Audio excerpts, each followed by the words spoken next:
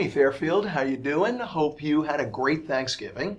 And why, look, we have guests today. Imagine that.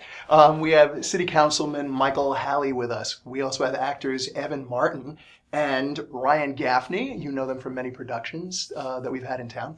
And we're gonna jump right into this. We have a sort of limited amount of time for this because we gotta get a catch up on what's happening or what has happened actually with the Quiet Zone.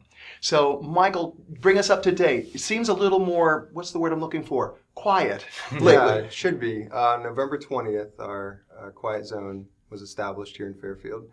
What that means is that the train engineers are no longer required to sound their horns as they come through town, though they can still if they see someone on the tracks or if there's work on the tracks.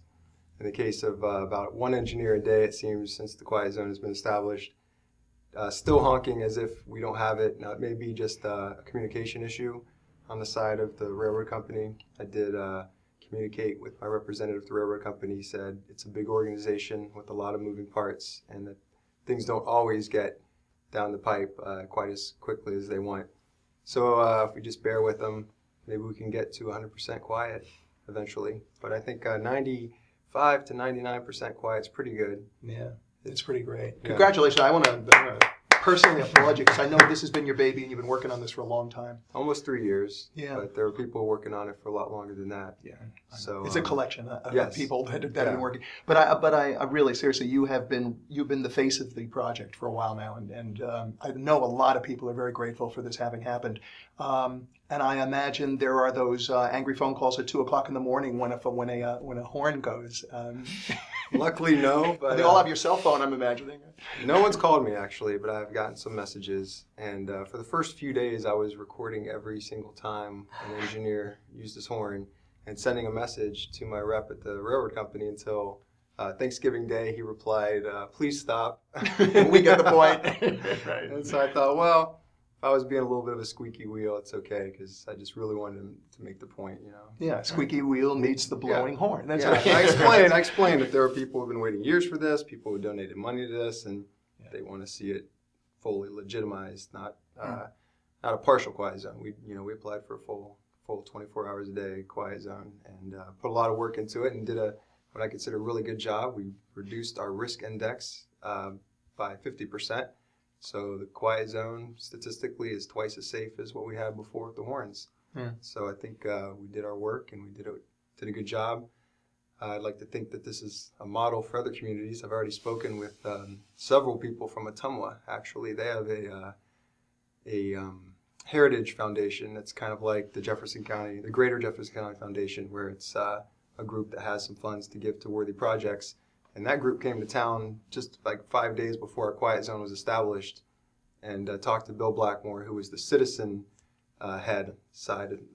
leader on the citizen side of this, and also talked to me, who was more the city side of it. And I told him I'd help him in whatever way I could, because we got a lot of help from Burlington after they got their Quiet Zone established in 2009. I went and met with them with Bill, and they gave me everything they had. Nice. Shared everything, and there's a lot of paperwork that's involved, and they gave me their files, and basically I could go in and switch anytime it said Burlington. I could switch it to Fairfield and then change the crossings, but 90% of the wordage still fit because it's just standard, and that saved a lot of time and a lot of money. We actually were able to save $10,000-$12,000 in fees that would go to paying someone at the consultant company to do all this data entry. Yeah. By borrowing theirs, and then I did it volunteer, changed it all and made it legit. And then I'd always pass it by the consultant. I said, is this good? And he'd check it off and tweak it before we sent it into the FRA. So we did it very grassroots, very volunteer to keep the cost down, because it was 2/3 covered by private donations. It wasn't a city project in that sense.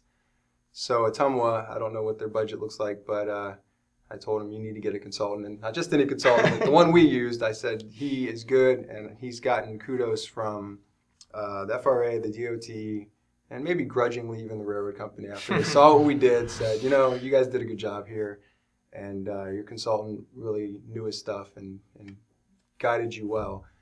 So, Burlington, and then we're a little to the west on the same line, and then Atumwa's next down the line. So maybe they'll just keep popping them off like that. A quietness will creep across the plains. Yeah, because they've got economic development issues in Atumwa near the tracks where there's some I don't want to say blight, but some areas that could be improved.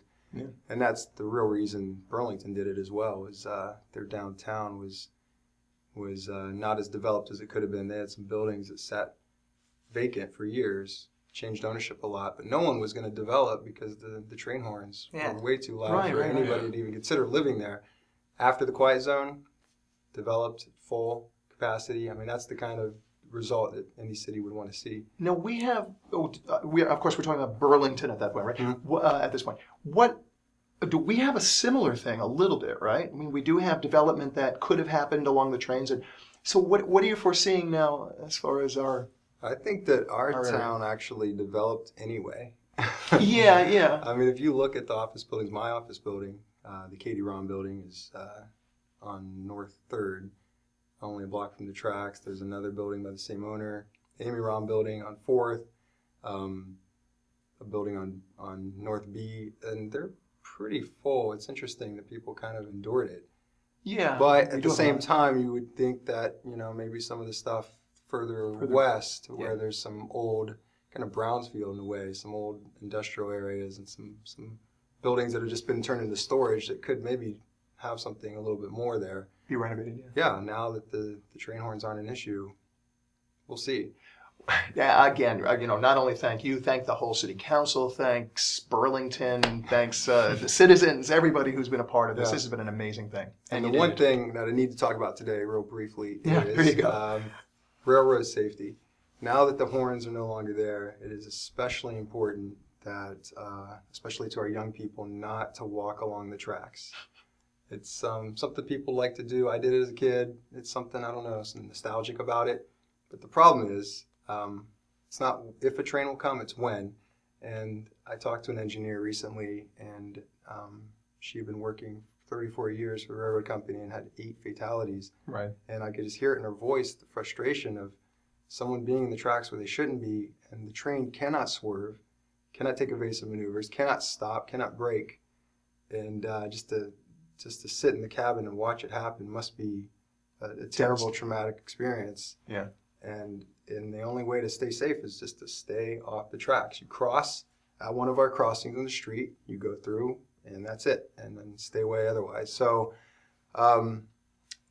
actually, the Fairfield Media Center will be running some public service announcements. Oh, cool. From a group called Operation Lifesaver. It's a free railroad safety education program around the country, and then next spring I'm going to invite several presenters to come to town and do kind of a one-day in the schools presentation, hit all the schools, and really drive the point home. It is generally young people, and the idea of somebody wandering the tracks with, say, listening to their MP3 player, right, not facing the direction the train's coming, just scares me, and I don't want to see anyone get hurt, and none of us do. And, right. And it's one of those situations that people have to take responsibility for themselves in that regard, and not walk on those tracks. Right. So if we see anybody, can we tackle and drag them away from the tracks? Yeah, go ahead. Cool. Very cool. You guys, Evan Martin and Ryan Gaffney have been in a billion, and I'm not even exaggerating here, WOB productions, and you've come to town. You don't live here, although Ryan, you grew up here in Iowa. I grew up in Iowa. I didn't grow up in Fairfield. Not in Fairfield, but we'll have one reflection as far as the quiet zone here. Were there any nights, when you were in town, it's like that whistle? Did you? Yeah. I mean, doing shows at the Sondheim Center, if there's a real quiet moment and the train goes by, you hear it. And it's. Yeah. I think one time it happened when it would have been scenically appropriate, and every other time it of course wasn't. So yeah. It's nice to not have to think about that. I know. It takes the actors and the audience out of the moment completely. I know. It's almost, and everybody, you could feel the thing in the audience. It's like, shut up. But now that won't be happening anymore. There was one moment I thought it was really sweet and appropriate. I think it happened during Big River. I think it did. I think that's the one I was thinking of too. It was really sweet. And speaking of sweet, there are people walking around saying, "Oh, I miss the train whistle," and I'm like, first of all, it's not the romanticized train whistle from the 1920s trains, with the hoot hoot. This was like air horn, This is ridiculous. Yeah. It was quite a bit. But let's romanticize it. Anyway. Those were the good old days. Actually, let me just bring this up. It's interesting. The engineer said in the past it was a lever that controlled the horn, so there was a certain amount of control over the volume that the engineer had. And she said that back in the day, the kids would actually give the blow your horn signal to her as she went by. Then they changed it to a button, and as soon as you press the button, it's full volume. And the volume has gone up over the years. She says now the kids do not ask for the thing, they just plug their ears. Exactly. So times have changed. Yes. Hey, you guys are in a new production. What's going on? Something about tidings and plaidness. What is this? The combination of those two. Yes. Forever Plaid, Plaid Tidings. Yes. So Plaid Tidings has something to do with Forever Plaid, which is another musical. Yes. You want to give the history of all this, just sure. The education of it. Evan can give you great history on Forever Plaid. Sure, yes. Forever Plaid is the story of a singing group of 4 guys who are on their way to their first show. They are hit by a school bus traveling to Not a train? No. Not a train. No, we have perfectly safe railroad. That's right, exactly. Exactly. There's no danger. Yes, so these 4 gentlemen are on their way to their first show, and they get hit by a school bus, and they die instantly, and they are brought back to Earth for one purpose, and they figure out that one purpose is to do the show that they never got to do. So at the end of the show, there's a grand hurrah, and they receive the plaid jackets that they always wanted, and then these are 4 pretty dweeby guys. Yeah. These guys are dorks. So so they get their plaid jackets and they have their nice tuxes, and they think that that's the end. So they ascend back up to heaven, and so Plaid Tidings is the sequel to that. So they get to come back again. Yes, they journey back down to the earth, and that is for this reason. For Plaid Tidings, they have to figure out why they're back, and eventually they discover that it's their ultimate dream was to make people feel just good and happy, and they thought the best way to do that was a TV Christmas special. So their dream was always to do a Milton Berle-esque TV Christmas special, and so they figure out by the end of the show that that's why they were sent back a second time.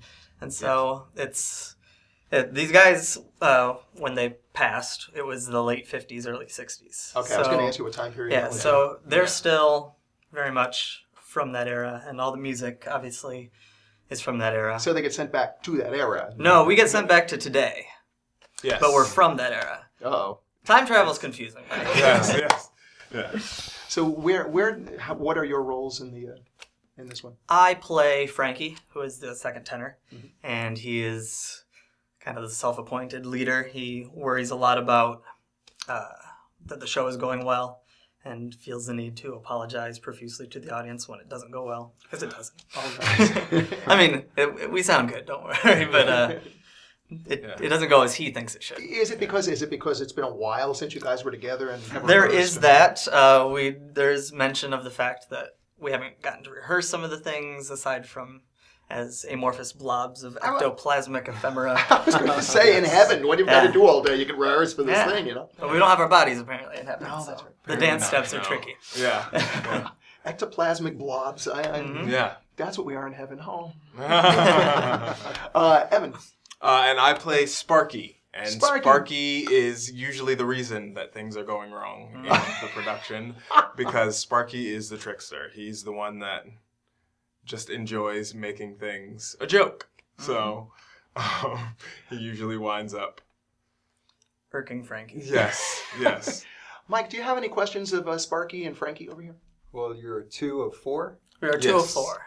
The other 2 are one Fairfield will know. Chaz William Zully was recently in Aladdin as a genie, and this summer he was in all 3 shows.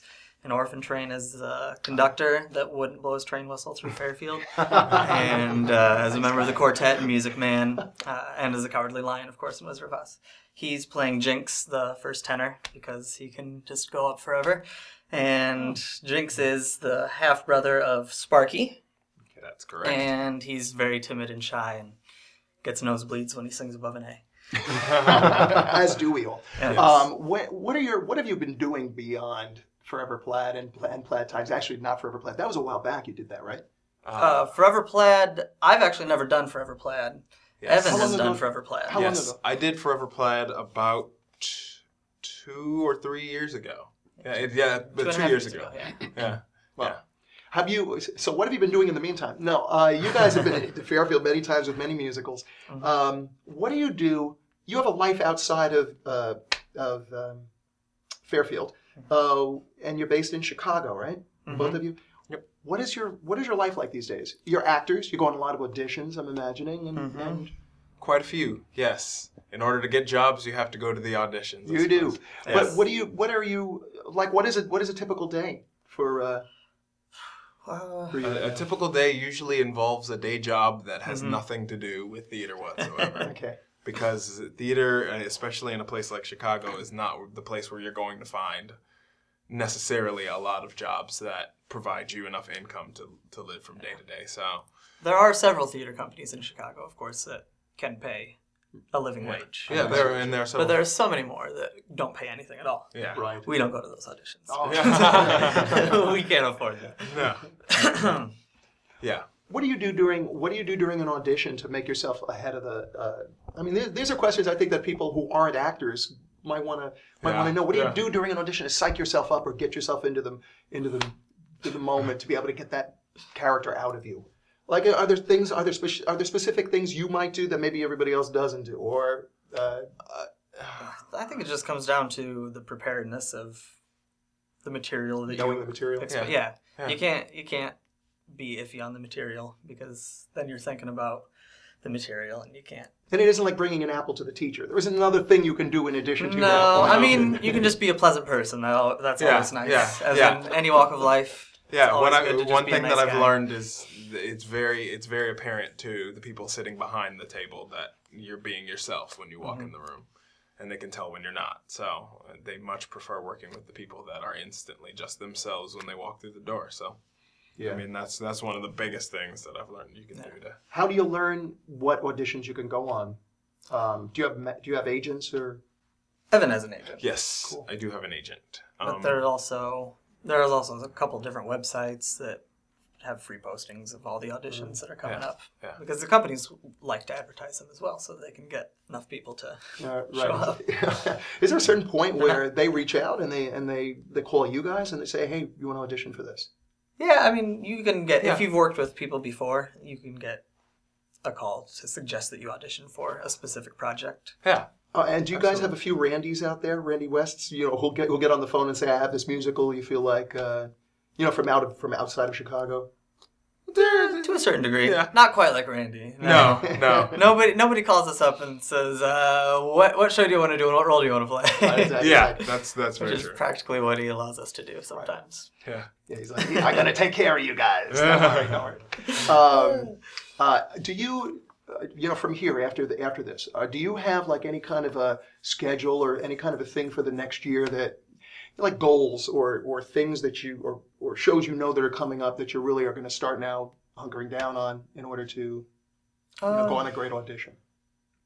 I feel like to some degree, every actor, especially because of the way that the audition process is set up, you're always constantly thinking about 6 months ahead of time. But the stuff you're auditioning for is that far in advance, generally. But during a process like this, where we are just hours away from opening a show, all of that stuff is the furthest thing from our minds right now. It's just when you're preparing to put something in front of an audience for the first time, and the set's not quite right, and the costumes aren't quite ready, and those are the times that you can't. Okay, which leads me to biggest disaster story. Do you have one? Biggest disaster. Biggest disaster. Those are usually the funniest. It's sort of like, well, everything went well. It was great. No, you don't hear that. The grand opening, the gala opening of the Sondheim Center, didn't end up being a disaster, but the lead into it was not ideal. What was that? For those of us, all construction projects take more time than their first scheduled. We were supposed to have a full month of the theater being done to figure out how the lighting system works and the sound and all that fun stuff. But the lighting system got done to the point where you could plug something in and it would work on Thursday. Okay. And we opened on Friday. Yeah, I got you. I So- know where this was going.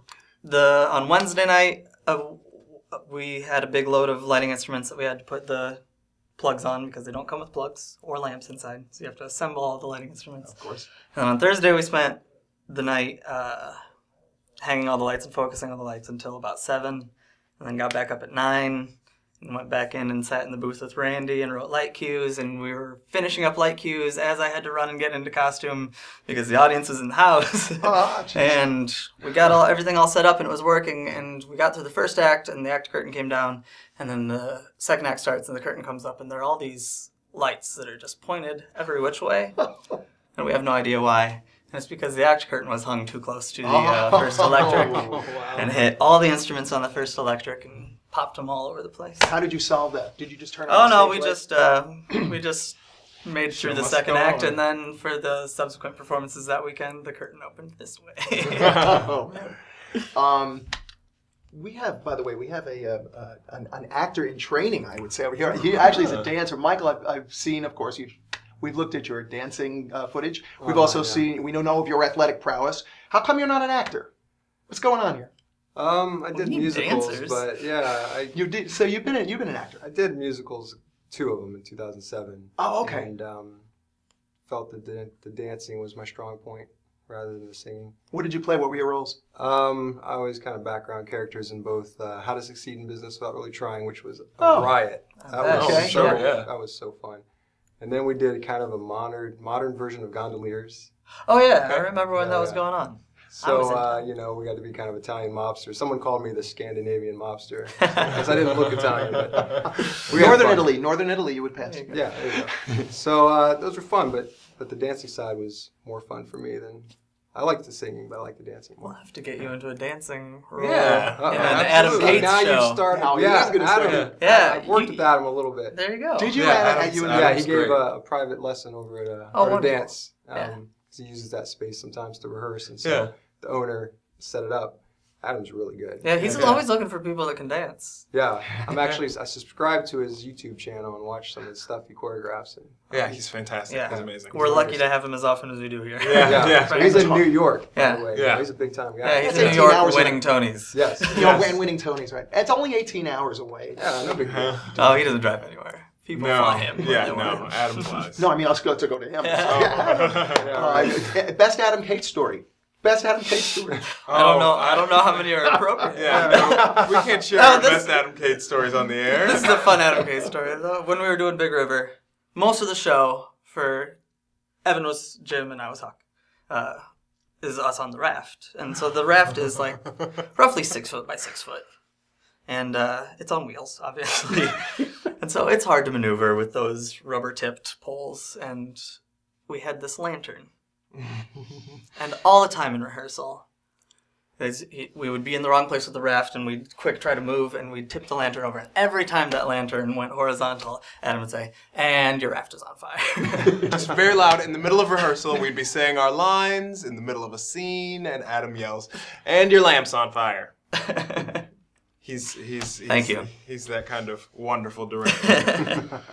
My favorite moment was hi Anna. My favorite moment was when there was something going on where it got a little gossipy, or it got a little, the gossip got a little extreme, or it got a little, within everybody's there. Yeah. That can happen in a theater company. Never. It's not. So, and the people were like grousing and stuff like that. And he said something to the effect of, if you hear somebody, or somebody tells you something you don't like to hear, you just think rainbows and unicorns. It was the phrase. Rainbows and unicorns. Yes. Yep. Yes. Yeah, I think he had a third. I'm not sure what that one was, but he was always he was just such a fun director in some spots, and then but choreographer overall. What an amazing, what amazing talent. And I do follow on Facebook. I follow him. It's one of the more fun hosts. Him and Kevin, Kevin Martin. See, doesn't all this make you want to get into acting? Come on. Maybe. We'll let you know. Right. Let's put it in my schedule somewhere. Adam always likes to have some more dancers. Exactly. Yeah. He can do great things with people like me, but he can do great things with people that can actually dance. You guys are very coordinated. You guys Trained dancers. No, I'm talking. very trained dancers. Yeah. We fake it very well. Now, if you remember Peter Pan, that's the show that he had the most trained dancers that he could do exactly what he wanted with, and that show was dance incredible. Yeah, but what he's able to do with people who can't dance, well, not me specifically, what he could do with, but he had a lot of folks that he worked, kids especially that he's worked with who have never done it before, and he's able to get stuff out of them. Yeah. I think that's incredible. That's a real talent. Yeah, he definitely has a talent for that. What else can we say about Adam? I'm still waiting to hear who the fourth plaid guy is. Oh, the fourth plaid guy is a newcomer to way off Broadway and Fairfield. Yeah. Maybe Iowa in general. I believe so. His name is Jonathan Christopher, and he plays Smudge, which is the bass, which in this show isn't really a bass. This show is actually 3 tenors and a baritone. Yeah. And Smudge is very earnest, generally very dry. He's the most book-smart dorky of the 4 plaids. He's dyslexic. and he has the most problems with the dance steps. Yeah. This won't be PC of me to say this, but dyslexia, meaning he'll do exactly the opposite of what he's instructed? Oh, not necessarily. So, generally when he messes up the choreography, he's just early or late or just plain wrong. Okay. Yeah. And he doesn't... No, we don't make fun of the dyslexia. Yeah, I'm hoping too not. much. Okay, No. fine. Thank you. No, this is a very wholesome, friendly show. Yes. For all involved. What is going on with so it's Plaid Tidings, so you are singing Christmas songs. What Christmas songs get reviewed in Well, this? we end up singing Christmas songs. When we get there, we don't know that we're back for Christmas. So we start off singing Strangers in Paradise and Shaboom. Amor, Shaboom.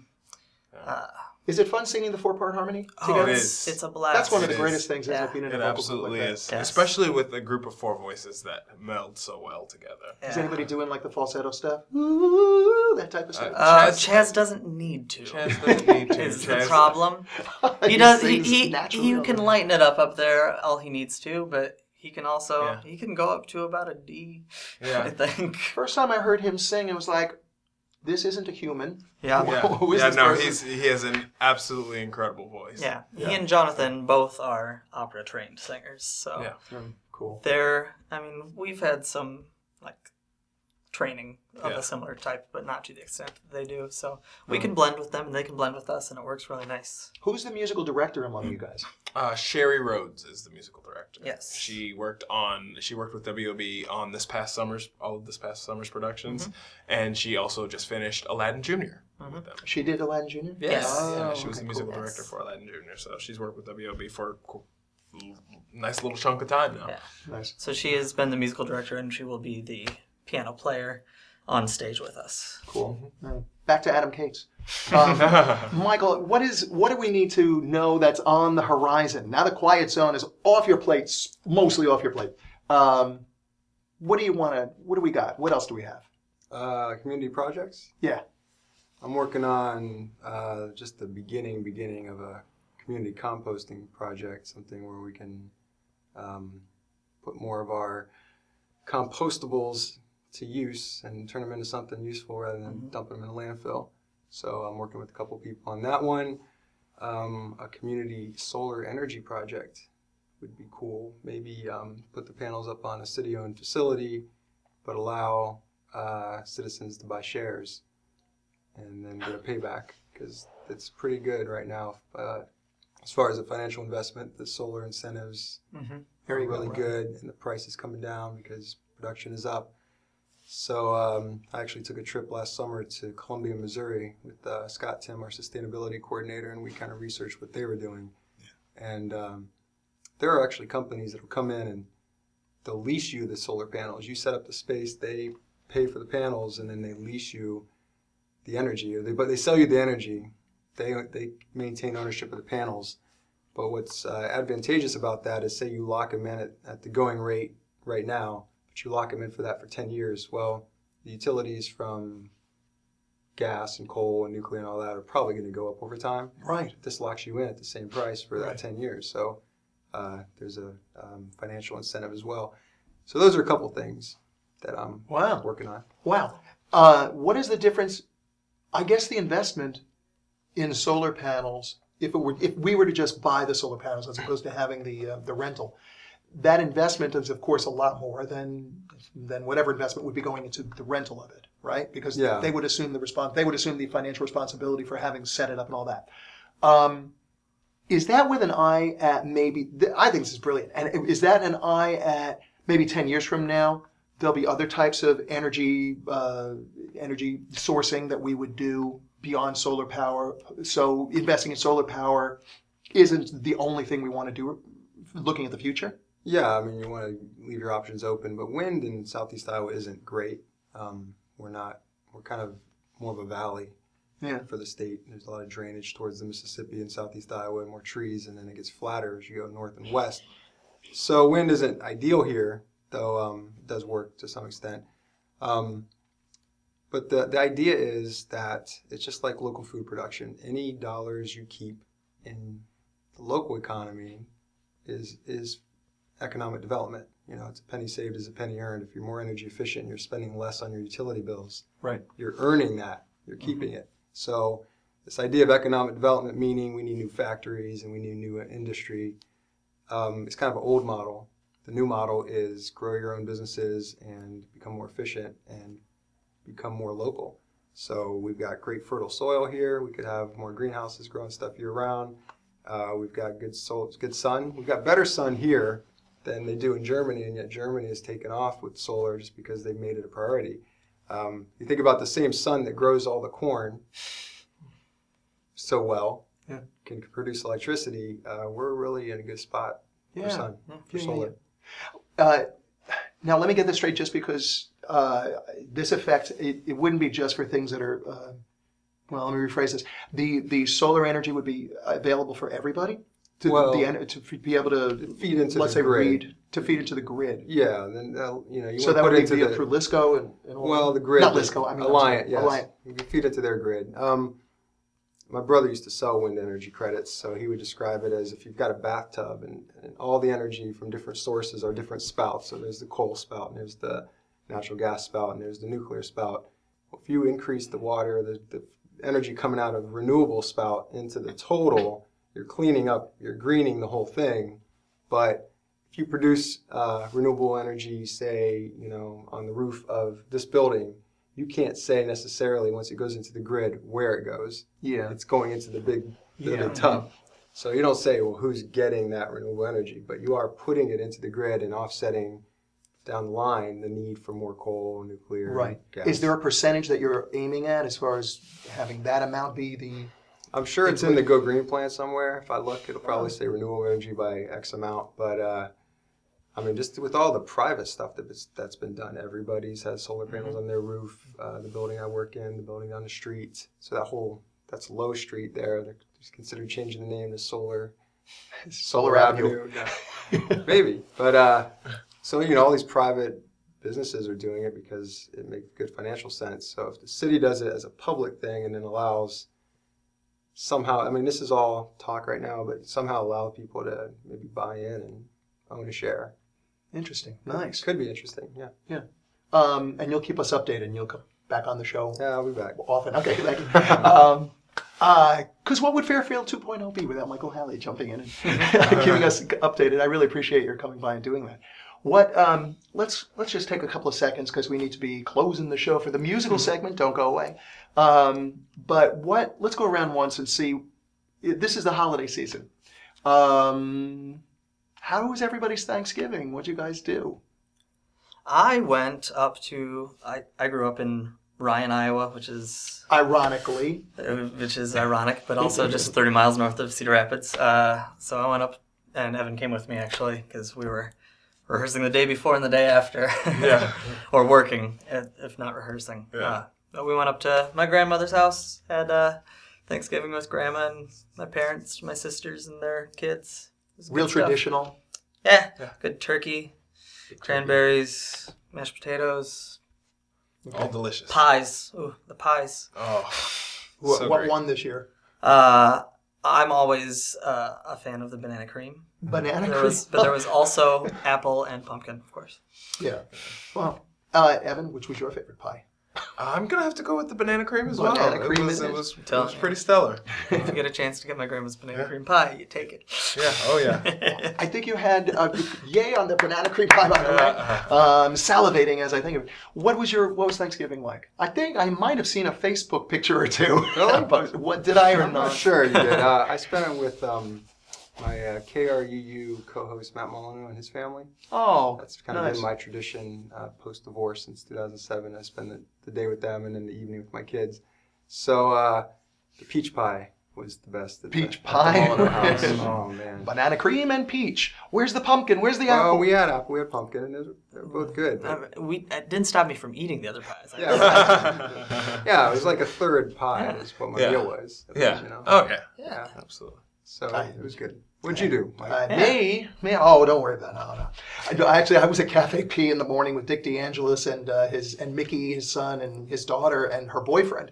And that was the beginning of Thanksgiving, because of course that was where the food started. And then from there I went to my friend Deirdre's house, who had 18 people over.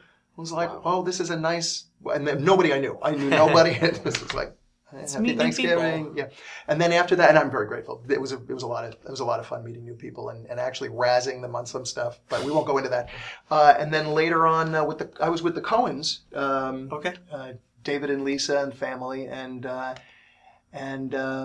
Hurlin and Derek Hurlin were there. It was a really sweet thing. That was my Thanksgiving. Very good. Yeah. Great. So, what was your favorite pie? My favorite pie was it was the pumpkin. All right, we'll see you rounded it out for I us. had to do the traditional. well. I'm sorry, but I guess that's it. Those thoughts on Thanksgiving is how we'll end today's show. Michael, definitely come back. You guys definitely come back. Doors always open. We'd love to. Whenever you got some productions, just come on in here. And hang in there, Fairfield, because we've got some music coming up. And speaking of a Hurlin, I do believe a David Hurlin is playing drums on this next segment. So thanks again. Happy post-Thanksgiving. And hope you had a great Black Friday, too. We could have actually talked about that, but we'll do that another time. We'll do that next year for next year's segment. All right, take care. Bye-bye. 1, 2, 3, 4.